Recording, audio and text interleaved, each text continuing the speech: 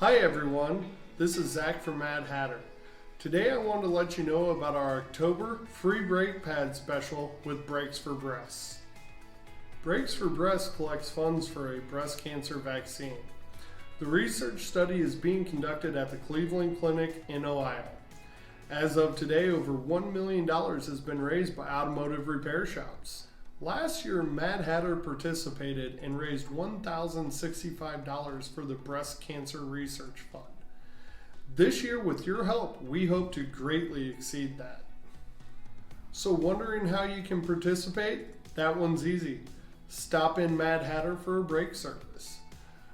With every service, you get free brake pads, only paying for the labor and other necessary parts. So to participate, stop in at either location in Omaha, Nebraska or Council Bluffs, Iowa. And don't forget to like, follow, and subscribe to our Facebook, Instagram, YouTube, and Twitter. Let's put the brakes on breast cancer.